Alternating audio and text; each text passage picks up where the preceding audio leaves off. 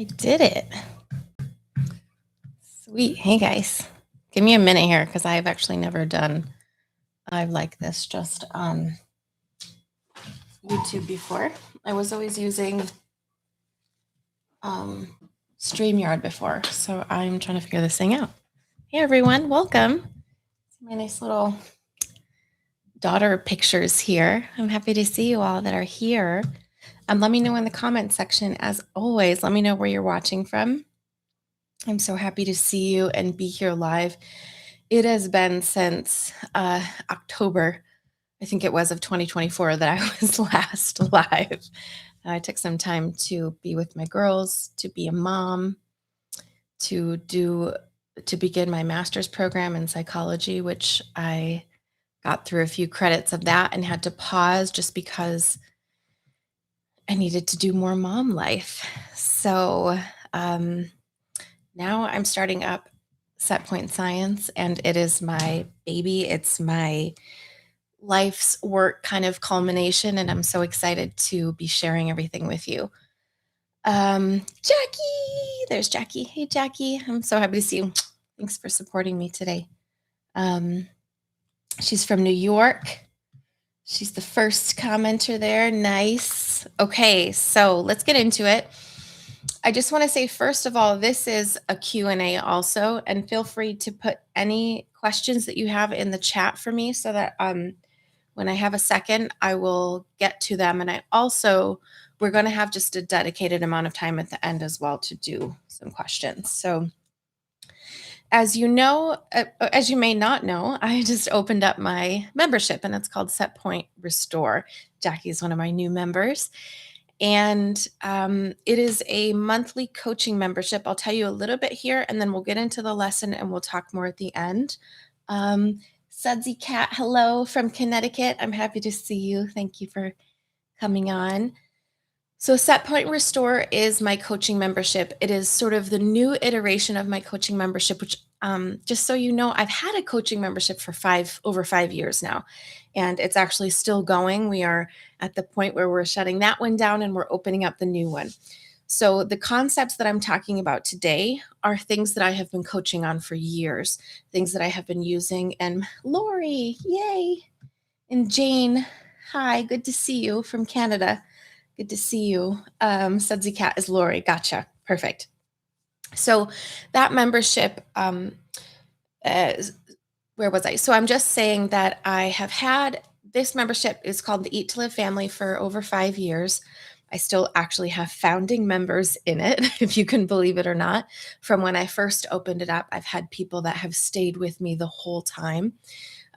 Why? Even though I'm personally no longer nutritarian, because of the coaching.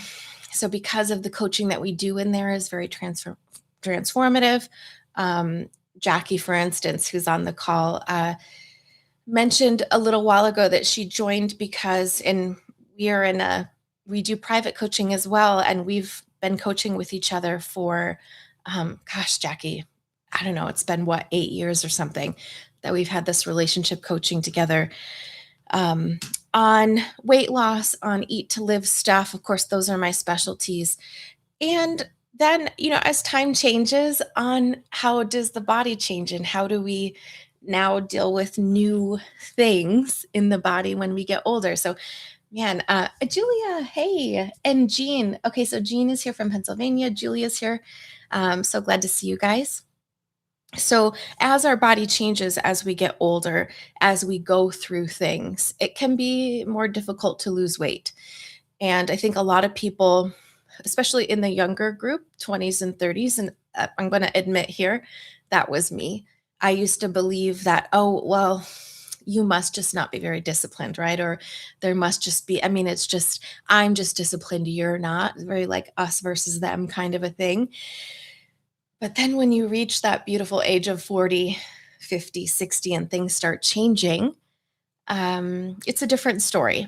And so Set Point Science, if you don't know at this point, but this is what I'll be talking all about, is about those changes. It's about how our bodies change, how various inputs in our life, like my 2 pregnancies, I've had twins, I've had cancer.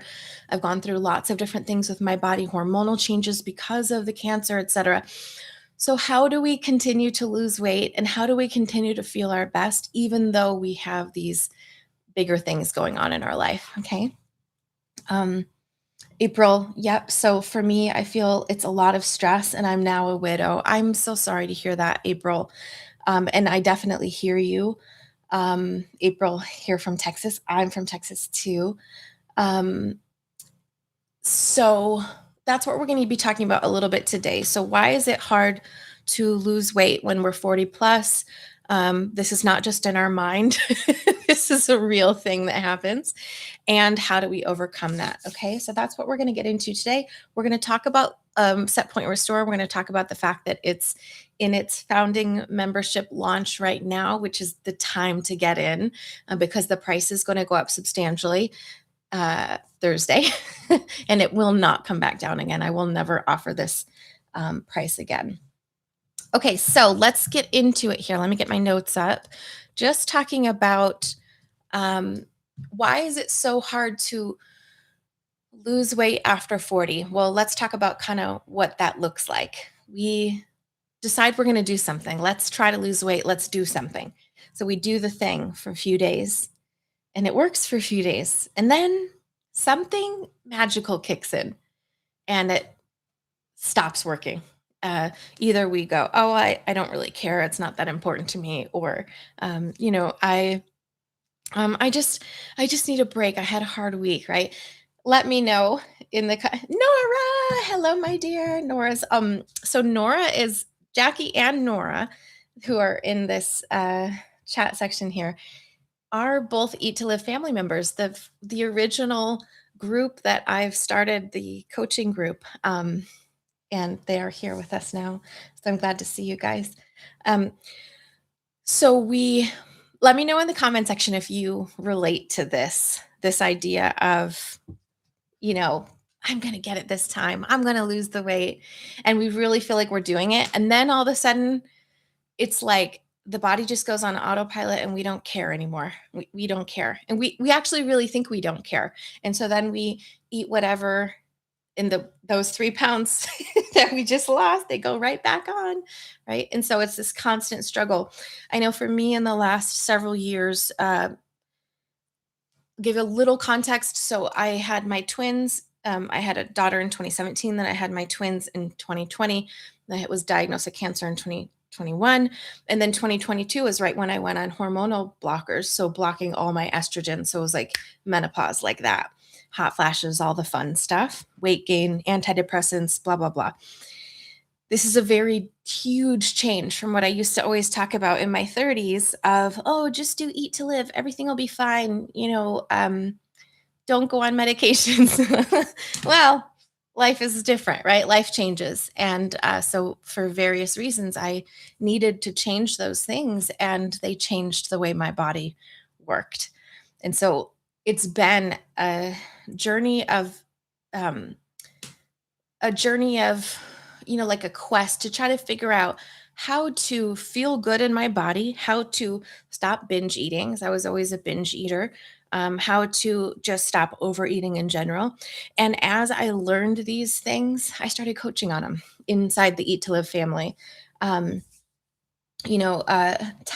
oh, I'm so happy to see you. Tanya also is one of the Eat to Live family members. I'm so glad. Hi.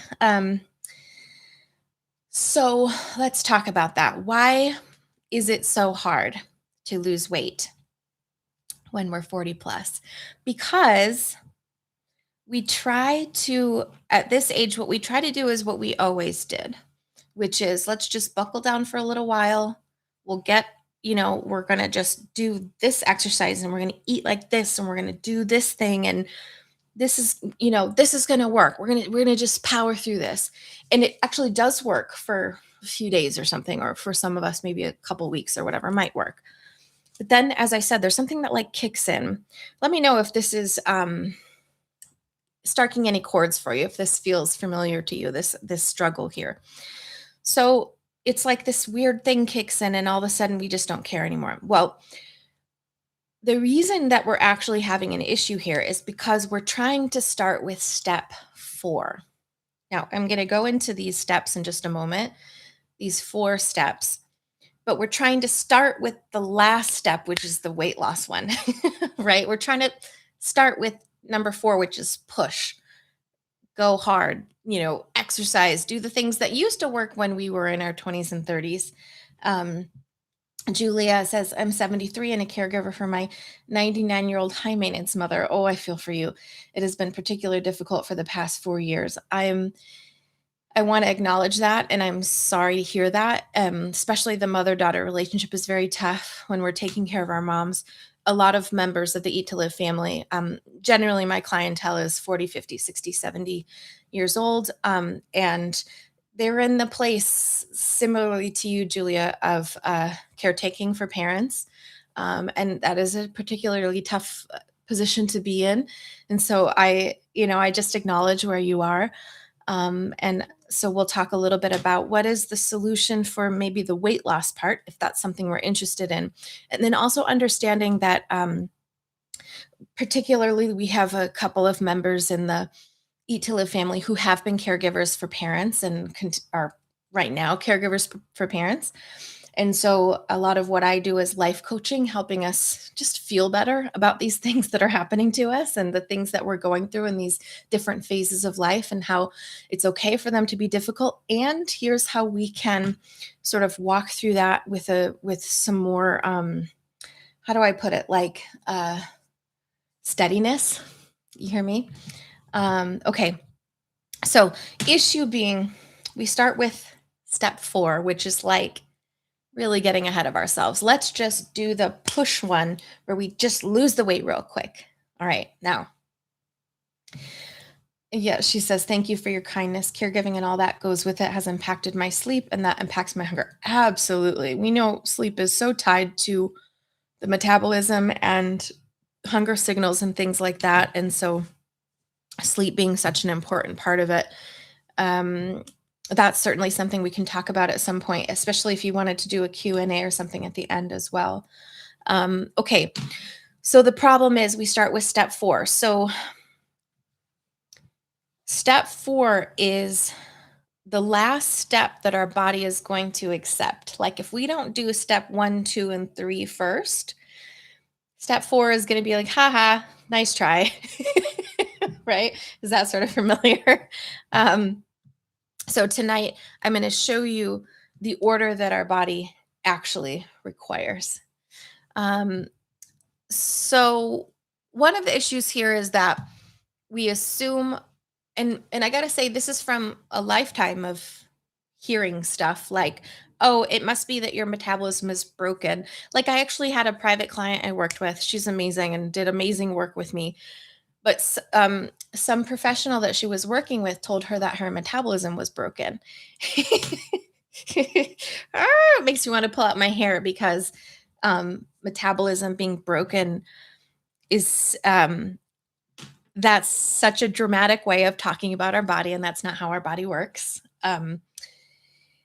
And just the implication that something is broken makes it 10 times harder for us to lose weight. And it's not even a correct implication, right? So, and I say also, because we're 40, 50, 60, 70, and we've heard these messages for years, these incorrect messages, by the way, that the medications are the problem, that your metabolism is broken, that it's menopause, it's this, it's that. While these things definitely do have impact, it's like saying, here's the problem, right? Like maybe we have a little bit of an issue to get over compared to, say, a 20 or 30-year-old. But then we put on top of it also thinking we're broken and that it's not fixable. And now the problem is bigger. And now we eat more and now it's harder. So what I do with clients is we work on stripping away this layer, the I can't fix this part. So then if we can go into it with, yeah, I do actually have some issues I need to work with. It's not impossible though. No matter what the issues are that we're dealing with, whether it's a hormonal issue, a stress issue, whatever, all these things are We can make great improvements on them, and we can get our bodies to the place where they will accept weight loss. Okay, so I'm going to tell you how we do that today. So, and I can't tell you how many private clients in the past have said, or just group clients have said, "Oh, I just need to get better at prepping." Right? We hear this a lot in the eat to live world. That, oh, I just need to get better at prepping. I'm just not very good at that, or I need to learn more recipes or whatever. Look, if that was the problem, we could get it done in a week. Like, it'd be solved in a week, and or you learn to cook for a few weeks and then it wouldn't be a problem anymore. That is not the problem. Those are not the problems to solve. We can work on that stuff, but those are not the problems to solve, and they're not the things holding us back. So the real issue is this order of operations that we're trying to put into place as we are working on our weight and our body in this second half of life. Okay. So step 4, which is the weight loss step, is only going to work if steps 1 through 3 are stable. It's like, yeah, you're right, Nora. A meal plan is not the solution. And it's funny because so much of what I did starting from 2019 was about meal plans, because everyone said, I just need a meal plan. So I said, okay, I'll give you meal plans. And we did challenges, and we worked on that. And it was just, I mean, I've created so many challenges for my audience, these 21-day challenges, 14-day challenges, whatever. And we've done them all together, and people inevitably will lose weight. And then there's this terror towards the middle or the end. And I'll tell you, I've never successfully been able to keep up on like oh no, somebody's calling me. It's my mom, of course. I've never been able to successfully get through it. Stop calling, mom. I've never been able to get through one of those 21-day challenges myself. By day 7, 8, I'm petered out, eating like over it. So if a meal plan, like, there's thousands of them out there for any kind of diet. If that was the answer, we would just be doing that already, right? So how do we get this foundation? So what I'm saying is, it's like um, they're asking you to build the roof of the house first when we don't even have the foundation set, right? So most weight loss advice, like the meal plans, all that kind of stuff, the boot camp kind of coaches who are like, push, push, push, you got this, that, like, it might work for a while. And so we think, oh, that is the way to do it because I actually lost weight there. It might work for a while. I'm not talking about work for a while. I'm talking about work forever. Like, I can't tell you how many, and this is literally every time I've ever lost weight. I first started losing weight with the Slim Fast diet when I was 18, lost weight for the first time. And when I tell you, it was like the biggest struggle of my life. I'm still like traumatized thinking about what my lunch was. They say like 2 shakes a day and a sensible dinner or whatever. Like, I wasn't into like chicken and broccoli. So I would make that meal whatever I wanted it to be, which was like the dumbest stuff, like white bread, almonds, cheese. And I would have the same exact thing every day because I was so terrified of gaining that weight back, right? That is not sustainable. And all the times I've ever lost weight since then with challenges and things like that have been this push kind of energy without knowing even myself how I was going to keep it off. And I could hold it for a long time, and then I would just have to do another challenge. And to me, that doesn't feel sustainable. Why? Because when I turned 40, something shifted. I tried to do Eat to Live so many times. But because I'd been doing it for 10, 13 years already, my brain was like, nah, I know what you're trying to do. We're not doing that. And I lost a lot of weight on Eat to Live. I felt amazing. It was great for a lot of reasons.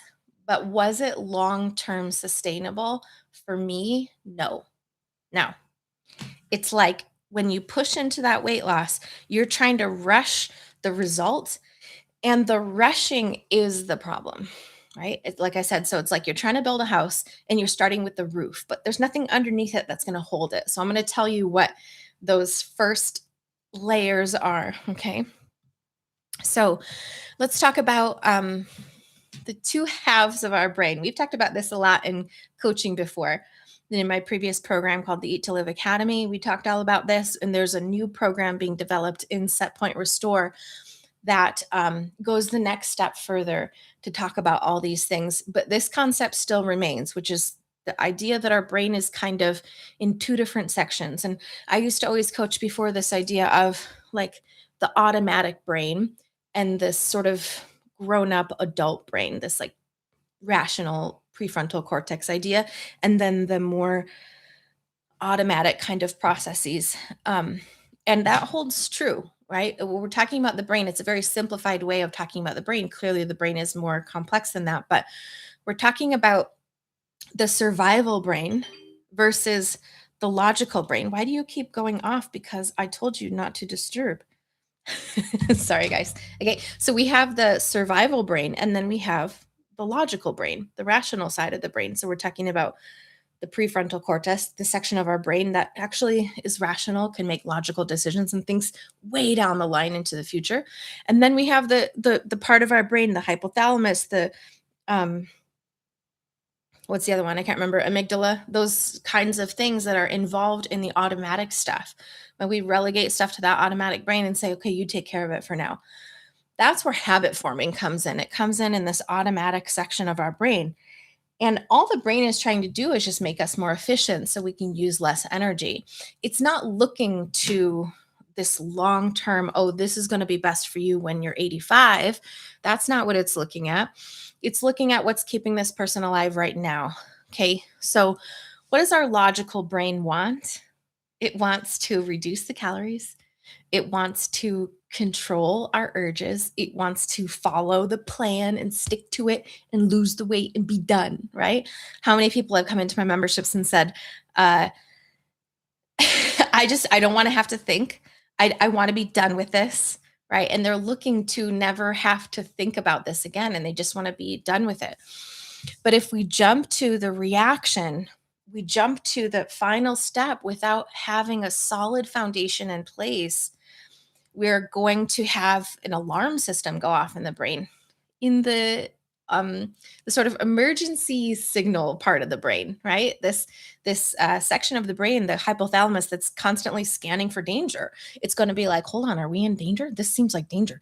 We haven't been eating a lot. Look, she's only eating salad. Uh-oh, right? It reads that. It knows that. And my smart face has been doing this since I was 18, doing these periods of literal famine, not eating enough calories, not giving it what it needs. And so it as a result, what it does is it gives us cravings. It gives us fatigue. It gives us rebound weight, right? So you lose those 3 pounds, you're going to gain it right back with more hunger, more cravings. And it's going to keep you in this set point, right? Set point science. That's where we're going with this. And there's going to be, I just recorded today the podcast for next week, which is going to be about self-sabotage and how self-sabotage is not actually a thing. Because self-sabotage, I've talked about this before in previous challenge workshops that I've done years ago, but self-sabotage is not actually a thing. It's not real. It's not like your brain just going, oh, like she's trying to punish me, so I'm going to make her fat. Like that's not it at all. It's what's actually happening in there is going, oh, wait, she's trying to starve me again. Let me make her eat some more because this is scary. Like it actually thinks it's doing the best thing for you. And I'm going to tell you, when you're 40, 50, 60, 70, you've been doing this for decades already. Your brain is so smart that it just knows exactly who you are. It knows your patterns and it knows what you're going to do. It knows when you're, doing the famine thing, and it just kicks up that sort of alarm, that response of, oh, now I'm going to get her to eat. And I'm telling you, if your brain is in a state of panic because of famine, of course, it's not real famine, but it thinks it's famine. If that nervous system, so when we say brain, we're talking like brain, the brain stem, the spinal cord, and then all the peripheral nervous system stuff. If the brain is reading famine, it's going to be giving you lots of signals of how you should eat. And I kind of talk about this with this idea of it's the language, like it's like your brain learns a language all on its own, which is how to get this person to eat. So, like you could call it like Sherry language, right? If it was my brain we're talking about, it's the language that Sherry will listen to when I tell her to eat. And then I will, which is, oh, like, I want family time right now. We're just gonna have some ice cream, or I'm just really tired, or I did really good this week. I deserve this, right? That language, whatever that language is, it knows, the brain knows, it's smart. It knows. So what I'm saying is if we've pushed challenges and periods of strictness, like I've always called it, so much over the years, the brain is going to get really good at getting us to eat. Now, the what if you come away with anything today, I want you to come away with the idea that we often think in our 40 plus that what's happened is we've become lazier or we've become less disciplined. And that is like, couldn't be further from the truth. How many private clients have come to me who have said, I'm so disciplined about so many things, budgeting, taking care of my house, taking care of my husband, my kids, whatever. Why can't I do this one thing? Why am I not disciplined? Well, it's not that you're not disciplined. The problem is not discipline. If it was discipline, you are disciplined. You could do this. We're fighting um, one of the most powerful systems on the planet. Like the human brain is way smarter than this survival part of our brain is way smarter than our logical part. It will outsmart us every friggin' time. Okay. I know you're going like, oh, okay, but now I feel hopeless. Just hold on. I'm gonna fix this for you.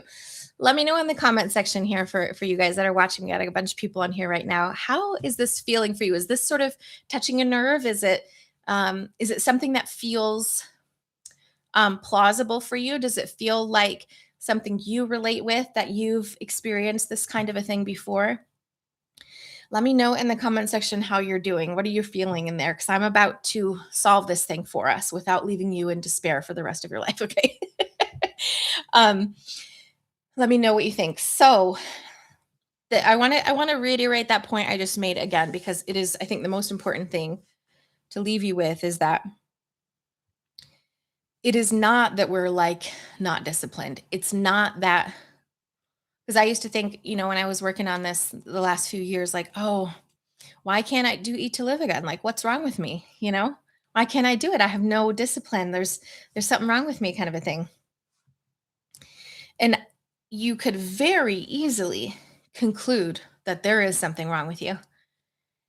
And the diet world will tell you this, that there is something wrong with you. Okay. Yeah, we've got Lisa, what's her name? Lori. She says, yep, this is my story. 100%. Okay. So that diet world will have you conclude, and all the 20-year-olds will have you conclude this as well. The ones who haven't had anything happen to their body yet, right? They will have you conclude that this is just lack of discipline. You're just lazy. You just, that kind of a thing. But actually, what's gone wrong is decades of too much pushing, decades of too much famine like behavior, right? And now it's not sabotage, as I said. What it actually is now this is where it gets weird. It's biological success. It's actually a sign of a very powerful and useful nervous system, your brain, right? So when I say nervous system, I don't mean like just all your feelings and stuff. Like that stuff is important. But what I'm talking about is like this automatic stuff that runs in the background that you don't get a say over. That's the nervous system, right? That nervous system is taking over because it thinks you're in a famine. So all it's trying to do is like help you. All it's trying to do is help you survive. And it is successful because your body would so much, your nervous system would so much rather have you stay in a steady state than be doing this thing all the time. Because this is scary for a body. Because the body is about regular energy. And it's like if you got really thirsty, that when you get super, super thirsty, you can't ignore that. You can't just go, "Oh, I'm just not going to eat. I'm just not going to drink anything right now." No, like you're going to find some water. So that connection to the system that understands we need water right now, that is loud and you cannot, like, if let's say you haven't drank water in 24 hours or something, like you have to go get surgery and they're like no liquids, and you get there and you're like all you can think of is drinking. You just like want water like so bad. Let's just try to override that. Yeah. Can we just let's just say we're not thirsty. Just leave it. It's fine. You don't have to drink. No. Are you kidding me? That brain will not rest until it gets water. Now, you're going to go under for surgery, so you're going to have a few hours where you can chill out, but when you wake up from that surgery, man, you're going to be drinking. It's very similar to the weight loss thing. If we say, "Oh, we're just not going to eat," that brain is going to go, "Oh my God, we're going to die. I'm going to get this person to eat." And it will succeed. This is a good thing. It's a good thing because listen, if you were really thirsty, I mean, we can only live what, 3 or 4 days without water. So if you were really thirsty, we better be getting some notifications by hour 24, right? We want that brain to be as smart and powerful and persuasive as it is. But when it comes to weight loss, it can be a hindrance, especially if you have other things going on top of it with the menopause and the hormone stuff and medications and whatever. Okay, so here's the solution. Let's get into the solution now. The order of the operations. What's the actual order of operations? So, as I said, the problem is that we keep trying to go to step 4. We keep trying to go to weight loss first. But what we need to do is actually put some things into place first as that foundation. And when the nervous system senses that things are consistent, predictable, when it can predict that the human is going to feed it regularly, it will soften. Those defenses will soften. Okay, so the podcast from this week and the podcast next week are me talking a lot about this. We're talking about the system of weight defense. Okay, Chantal. Oh, Chantal, hi, honey. She's another former Eat to Live family member. So she says, way too late for me in Europe. Yep. So I have to come back another day, but the theory intrigues you. Yep, I really think I should look into it. Sounds very logical. Love you, dear. So happy to see you. And yes, the replay will be available. So watch it tomorrow when you get a chance, okay? Good to see you. Chantal was also an Eat to Live family member for a long time. So where was I? Let's talk about the order of operations, okay? So I should write this down somehow, but I can't. I can't get rid of this beautiful artwork here. Speaking of thirst. Okay. This is the order of operations that I teach now, that I have been teaching for years in the Eat to Live family, only not with these names, right? Like I'm trying to codify this language so that it is a program and it makes sense and we can follow it very simply. And that's what we're doing in Set Point Restore, which is the reason why I have founding member pricing right now, because the founding members understand that this is the beginning of the program. We're codifying it together. We're working on it together. We're building it together. And this is why we have reduced pricing as well, because we're creating this, we're co-creating this together. We have our kickoff call this coming Friday. So if y'all want to join, we're only open at this reduced pricing until tomorrow night. I'll tell you more about that at the end. Now, let's talk about the order of operations. So if step 4 is the weight loss step, that's like the last one. What's step 1 through 3? Step 1 through 3 concerns itself with creating rhythm, consistency, predictability.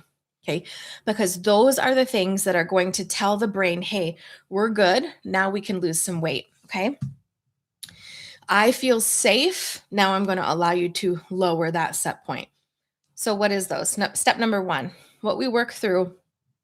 Step number 1 is creating rhythm. Creating rhythm. I cannot tell you how many clients I've had, myself included, who you'll be working on something during the day and you start to feel a little hunger, maybe noon, 1 p.m., something. And then you just go, hold on, I got to finish this project. I'll eat in a minute, right? And you keep pushing it off and you keep pushing it off and you keep pushing it off. And by the time you know it, it's 2 p.m. and your brain is screaming for food. And then you're so hungry, your stomach is growling, your mouth is watering, all these kinds of things. Your head is maybe hurting or something. I used to have a client who would just literally go all day till like 5 o'clock till she got home and then work on eating, right? But at that point, and we talk a lot about this in my program, at that point, the body's in emergency mode. So it's very loud now. Very loud, very pushy, very persistent. And it's asking you for things that it knows you fall for when you're really like starved, right? Usually it's like carbs, simple carbs, whatever's around, whatever's not nailed down. We're just going to eat that. We got a box of crackers, we got some M&Ms, we got Trader Joe's snacks, we got some oatmeal in the fridge, whatever it is, that's just these quick calories, handful of nuts here, some peanut butter, whatever, like, you know, I mean, can you relate with this? Right? So it goes, we got to go. We need to eat now. I'll eat anything. So what are we talking about here? We're talking about creating rhythm rather than pushing off hunger. We're talking about getting used to hunger, letting hunger be normal, okay, and reacting to it in time. So 5 p.m. is not in time. That's way too late. We react to it when it tells us it's hungry. This is actually a scary notion for people who have, taught themselves over the years to skip eating because they're too busy on this project or whatever it might be. It's scary to think of actually listening because, wait, what if I gain weight? But listen, we're already gaining weight or we're staying steady and we can't lose weight. So, what's the harm in trying something new, right? That's exactly the thought I had about 5 years ago when I started just playing with this stuff, going like, well, I wonder what would happen if I actually just ate when my body told me. I wonder if it knows if it knows what it needs, which is such a silly thing to think now 5 years later that, oh my god, of course it knows what it needs. It's the smartest thing in the world. Like it's way smarter than my, you know, rational side of my brain. It's like it knows what this body needs down to the very calorie, right? And it will argue for those things. So creating rhythm looks like eating when our body tells us it's hungry. Now, this comes as a surprise. I've had this happen for several private clients where I say, when do you first get hungry? I'll say first, like, okay, what's your typical eating schedule like now? And they'll say, well, I have some coffee around 8 or 9, and then that can get me through to about 10 or 11. Then I get hungry, but I usually have like meetings at that time. So then lunchtime is noon. So I'll have something at noon, whatever.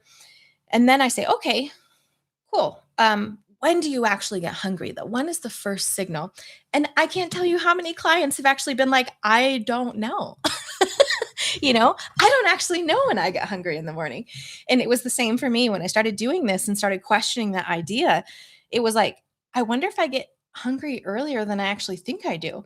And sure enough, I actually get hungry around 7, 8 a.m. And I just never noticed it before. That first signal of hunger, just never noticed it before. And so when I started eating, what I noticed, which is fascinating, complete opposite of what I thought was true, if I push it off longer, I'm saving calories, right? The longer I can push it off, the more calories I save. And then I can have a really nice hearty dinner, whatever. But what I actually learned for myself and for many other people is that if I start eating earlier and I really give myself some good nutrition in the morning, lunch is not as panicked and dinner is not even necessary. That's crazy to me. And it's just something I learned from experimenting. And what I do with clients is we will work through exactly what works for you. Now, I call this concept the rhythm print. It's kind of like a fingerprint, right? What is your rhythm print? Now, I say rhythm print because it's different for everybody. It's your fingerprint, it's your rhythm print. What works for you to create enough satiety early in your day so that we're not overeating at night? Since nighttime hunger is one of the biggest issues for us, right? So, step number one, rhythm. Create some rhythm, some predictable meals that your brain can uh, predict, right? That it can expect. Um, and I got to make a side note here for protein. And it's hard for me to talk about protein on a channel that used to be so dedicated to Eat to Live because protein is such a trigger word in the Eat to Live world. But I, similarly with the meal timing, said, well, I wonder if I need more protein because Eat to Live is very opposite of that. It's very keep your protein low, and then that's going to be good for longevity. And I never really ate much protein as I was younger. But when I started uh, experimenting with protein, whether it was plant based protein, which is doable as well, or whether it was animal based protein, which is, I eat that now. If I had that earlier in the day and I was very, really trying to get a certain amount of protein every day and create a rhythm for my body so it knew what was coming, evenings became so easy. And like when I tell you evenings had been so hard for so many years because I'm a mom, I have to feed my kids, whatever. But once I realized that if I got a stable amount of protein during the morning and the middle of the day, dinner was no longer a problem anymore. I didn't have to white knuckle anything anymore. And so we're talking rhythm of protein. Fat and carbs are important too, but protein is the building block of everything that's in our body when it comes to creating muscle, keeping muscle tone, helping cells turn over, right? All these things are so dependent on protein. And so it just might be, protein might be useful for you. Okay.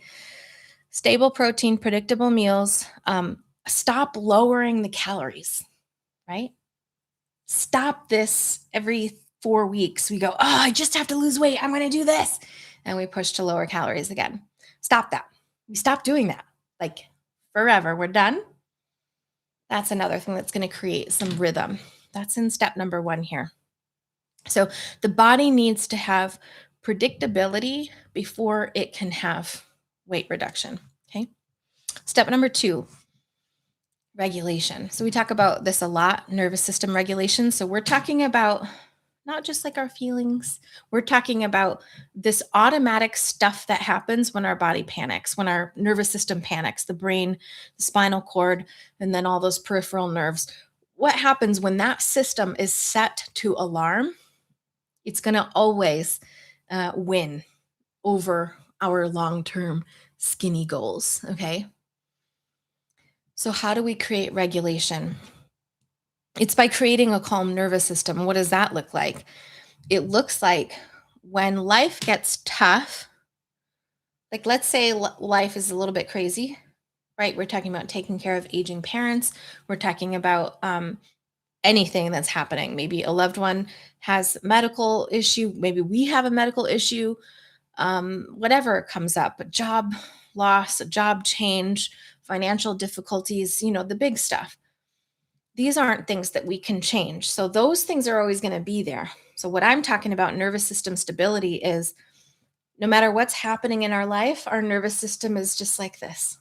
It's like, okay, it rolls with the punches.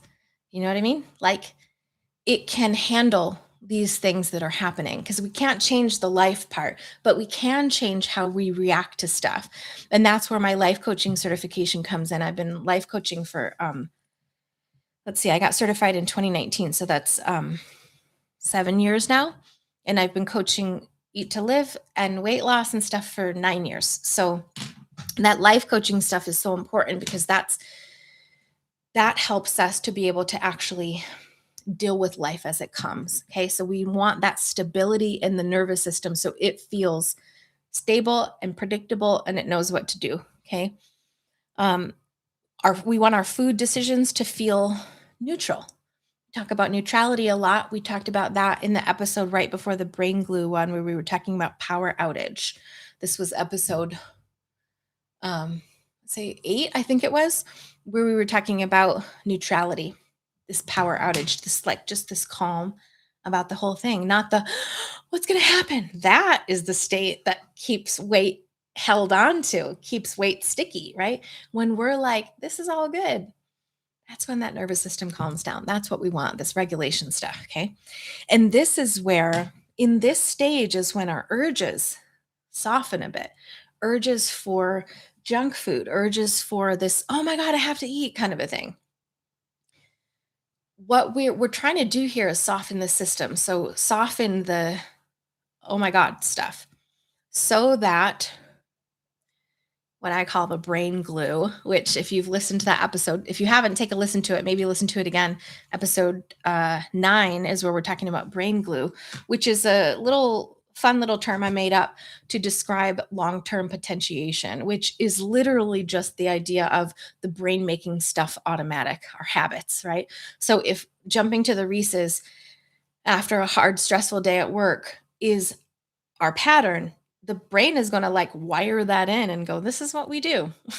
We need Reese's today. It's why this person right here really cares about Reese's peanut butter cups. And this person over here cares about banana ice cream. And they would never eat a Reese's peanut butter cup, right? Because we have just strengthened that brain glue. We've strengthened those uh, um, neural pathways, right? Which is just habit building. The best part about habit building is that you can undo habit building as well. And that's what we're working on as we're doing these steps. Okay, so first step being stop making everything go like this. Make it more like this with your food intake, predictability, whatever. Second step is regulation. Calm down, nervous system regulation, right? Okay, step 3. We call this area calm control. So what we're saying is we got to get these things in order before we can even ask the body to lose weight, because it won't do it if we don't do the first 3 steps. It won't let you, right? So what is step 3? Calm control. It's about now our brain having capacity to let go. Imagine like, you know, okay, imagine you live in London and you're used to it raining all the time. And then you move to California and you go, wait a minute, what is happening with the sun? Why is there so much sun? If you consistently give that brain sun every day, after 6 months, a year, whatever, it's going to expect sun and it's going to go, oh, this is normal. But in the beginning, it feels like, wait a minute, this is weird, right? If you're coming from rain all the time. What I'm talking about is calm control, this idea where your brain is used to your patterns. So instead of fixating, pushing, challenges, fasting, this famine idea, if that's the pattern, our set point is going to be high and it's going to be on red alert. Every time it sees us trying to push again, it's going to go, whoa, no, we're not doing that. Okay. What we want to get to instead is calm control. It's like the moving to California thing. Not saying anything's wrong with London, but calm control means you get used to those first 2 steps of predictable meals, enough protein, regulating your emotions, all those things. The brain gets used to it and then it goes, oh, actually, things feel pretty stable. I don't actually think we need this weight anymore. So the calm control step is the one where we get used to just being this person now, the one who feeds our body when it says it wants food, the one who gives us enough protein. We don't just eat, candy bars for meals, which, I mean, not that I know anything about that, but right? We notice our hunger, we listen to it, we eat the correct size portions, which is not because, okay, to be very clear about my method, you don't like take a plate and go, oh, I have this much for this and this and this. No, no, no. Like you just get really good at actually, you don't have to calculate anything. You just like put some food on your plate and then you eat and then your body tells you when to stop. And it tells you, does it need more protein? Does it need more carbs? Does it need more fat? It like tells you that stuff and you listen. There's this system inside of our body, which is called interoception, which is about listening to what the body tells us it needs. So what I'm saying is calm control is feeling like The brain has calmed down, the nervous system has calmed down, and now that we're calm, the next step is sort of this control, this idea of what I would call agency, which is the idea that we have control now. We're the ones in control. So when I was talking in the beginning of this call about the brain it doesn't want to give up control, right? It's going to control you because it's afraid of famine and you'll never win that battle. What I'm saying is now you get to be in control and you get to say, okay, we're going to lower our calories a little bit, or, we don't have to worry so much today. When we get to that calm control stage, which precedes the fourth stage, which is the one we all want at the weight loss one, when we're finally there, our insides feel calm. The nervous system feels calm and peaceful about food. Can you even imagine a world where we felt calm about food? We felt in control. Let me know in the comment section if you don't mind, because I've seen this a lot over the years, that especially when we do a high control diet like Eat to Live, or anything whole foods, plant-based, keto, doesn't matter what it is, a high control one, we worry about going somewhere that has our favorites, right? Like a Christmas party or a work party or a birthday party or something. We worry because, let me know if this is you, social situations become dicey because, well, what if they have my favorite thing there? That is the opposite of calm control, right? That's I can't be out in the world and trust myself. Let me know if you experience that at all, because what I'm talking about is the opposite of that, is turning down that alarm so that we feel like we could go to they could have chocolate covered M&Ms with, I don't know, whatever your favorite thing is on top of a mound of ice cream right when you walk in the door, and you'd be like, cool, I want to go talk to my friends. That's calm control. And it is from there, which is step 3, that we can now move to step 4. Okay. What is step 4? This is where fat loss happens. Most people start here, right? But I'm saying let's set up this foundation first and then get to step 4, which is the ability to just create weight loss, because now we're in control. Okay. So, tortoise in the hare. This is the kind of stuff I talk about on my website a little bit too. The tortoise and the hare story being, the hare was like this push, push, push, fast, fast, fast thing. And maybe he was faster in general, but he didn't win. Why? Because the tortoise took his time. He was measured, he was careful, and he ended up winning. And it was very easy for him. The hare would never win because it's too all over the place, right? It's too like, ah! The hare would never win with those tactics. It's that slow and steady thing that wins the race. Okay. And Lori says, yes, I have. She has experienced that as well. Okay, so I'm going to wrap it up here. That's the lesson. Those are the things that we want to put into place before we can jump into the weight loss phase. Okay. And the theory being that if we don't set up that foundation, the weight loss phase is not going to happen anyway. We know that. All right. Okay. This is what we work on in Set Point Restore. This is the process that we create. I have been using this, and I'm going to open it up for Q&A right now. If anyone has any questions, maybe you don't have any questions, that's fine. But feel free to ask questions in here, because you can ask either about what we've talked about here, or we can ask specific other questions, or we can talk about Set Point Restore. So I'm just going to take a minute. If you guys want to ask any questions in here, I could ask you, for instance, which step are you stuck on right now?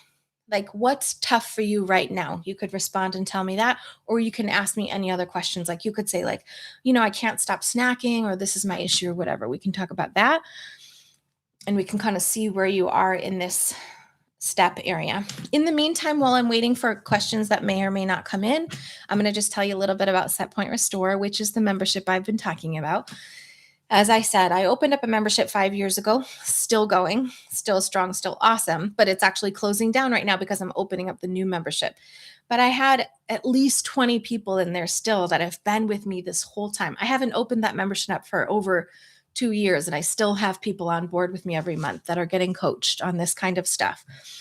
And so I've been coaching these particular principles for years, but just with different language. Now I'm codifying that language, as I say. I'm turning it into a set point restore, set point science type system,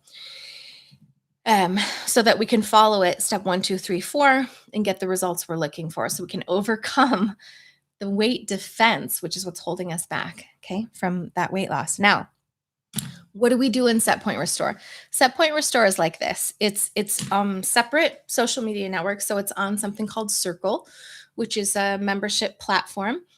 And we all come in there, and I do all of my information in there. So there will be a course.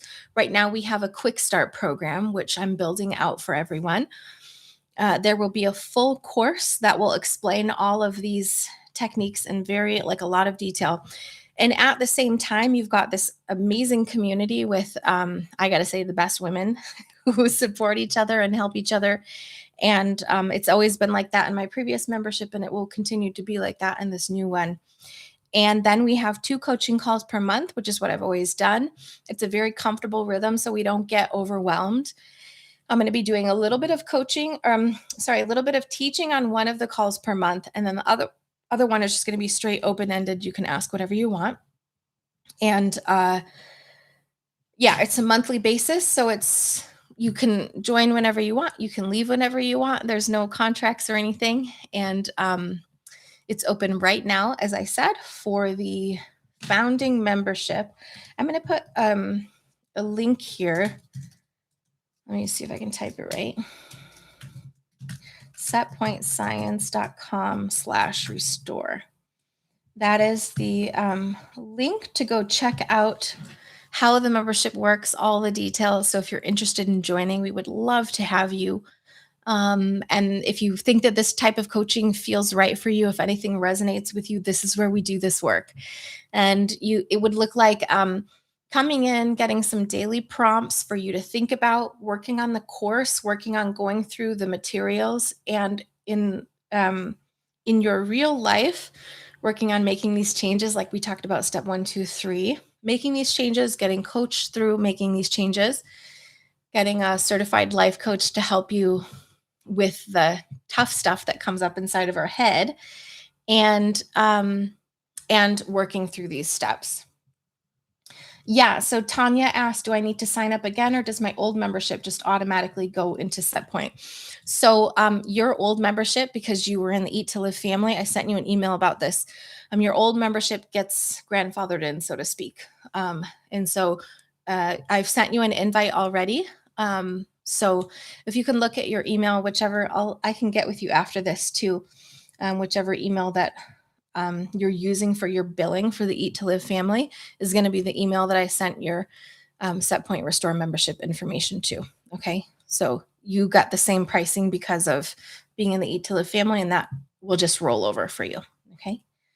And we have several members in there now, several new members. So I'm so happy to welcome you guys in and get you started on this process of calming everything down so that we can get to the weight loss phase. Okay. So not any questions. You guys have any questions? I'll stick around for just another minute here.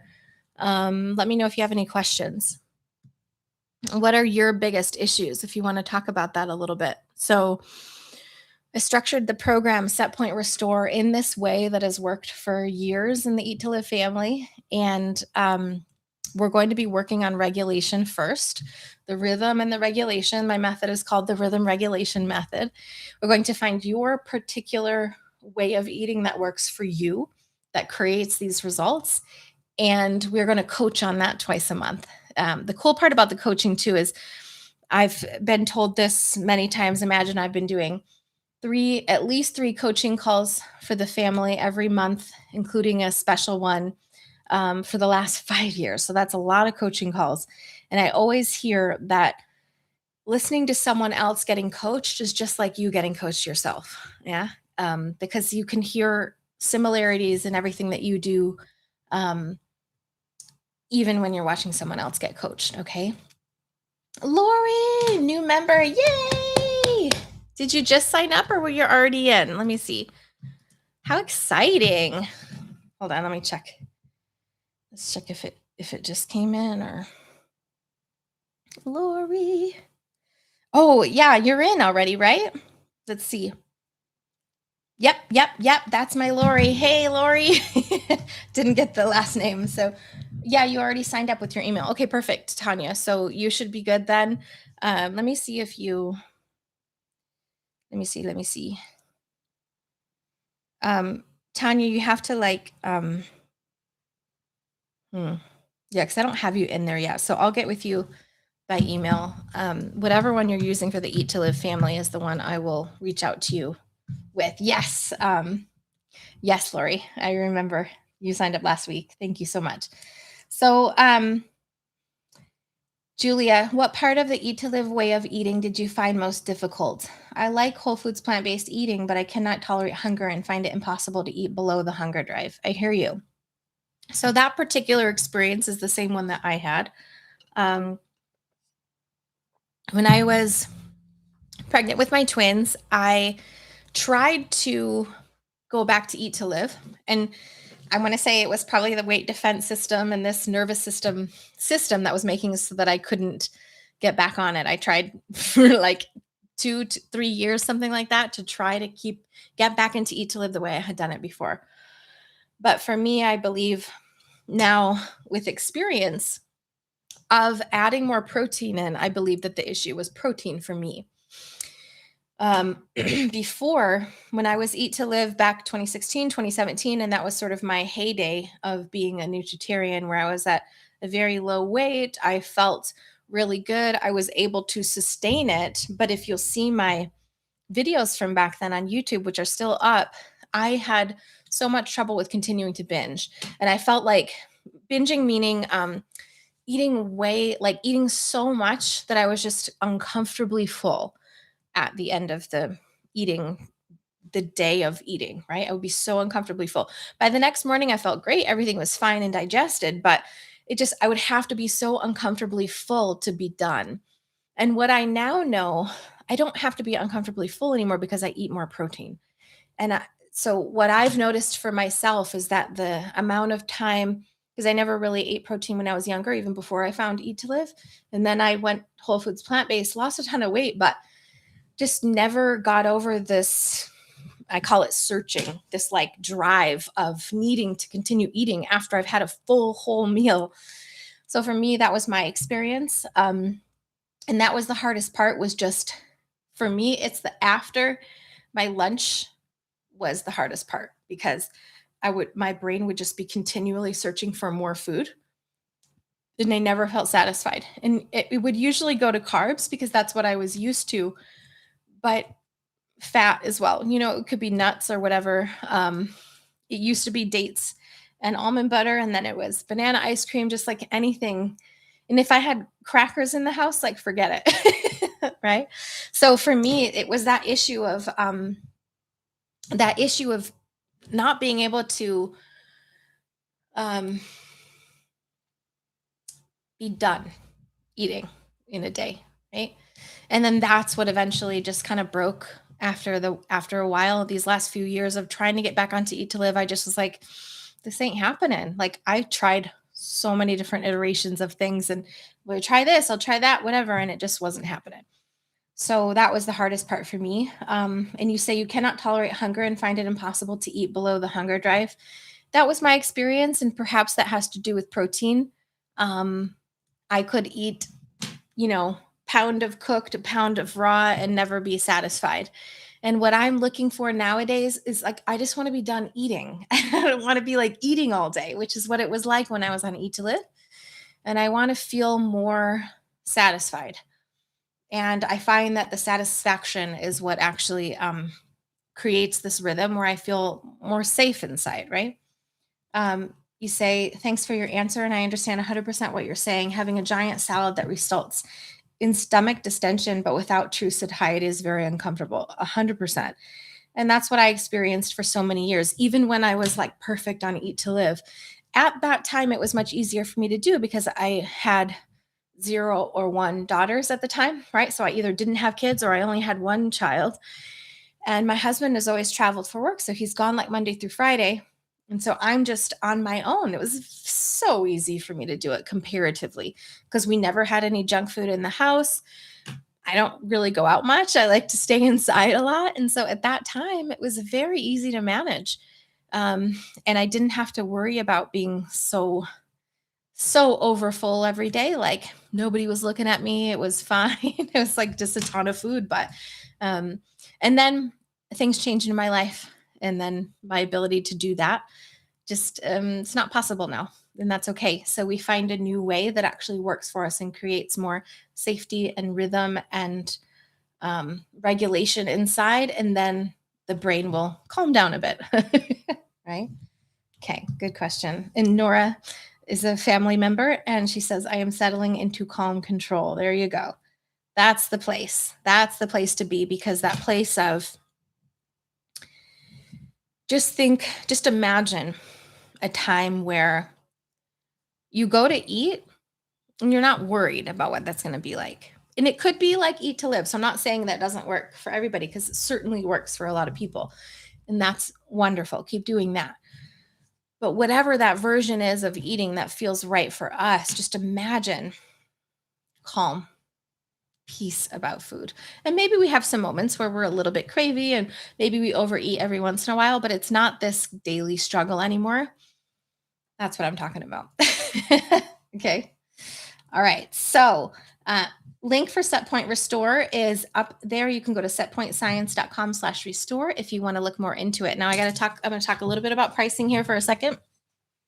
Set Point Restore is a monthly membership. Right now, the founding membership is only $99 a month.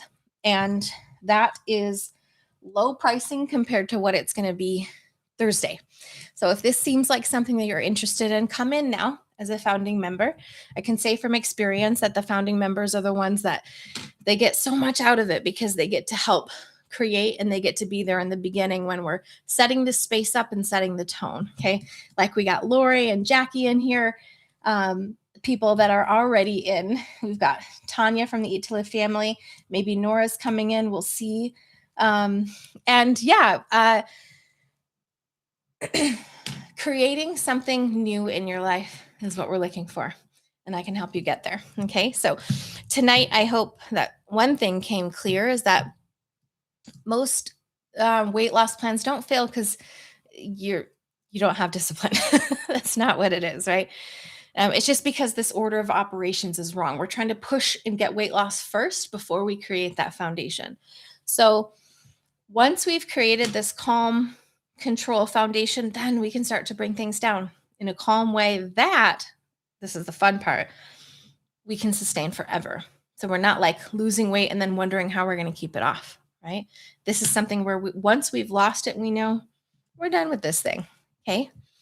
So restore is where we actually work on this regulation process. This is not a diet plan. It's a space where we're going to slow things down, restore that rhythm, and gradually disarm the defense of our current weight. So enrollment's open right now. We're going to close. Today is Tuesday night. We're going to close Wednesday night, March 11th at 9 p.m. Mountain. Why 9 p.m. Mountain? Because I live in the Mountain time zone and 9 p.m. is my bedtime. So that's why we're closing at that time tomorrow night. Okay. If the framework makes sense to you and you want to support, you want support applying this in real life, I'd love to work with you inside of Restore. And if now isn't the right time, that's completely okay too. I'm really glad that you are here tonight. Okay. So keep an eye out for the podcast. Keep listening to the podcast. Join me in Restore when you can. I hope to see you in there. There's also a free PDF that I have, which is available on the website, setpointscience.com too. So you can grab that one if you like. Okay. That's it, everybody. I would say ladies, I think it's all ladies in here. Thank you for spending some time with me today.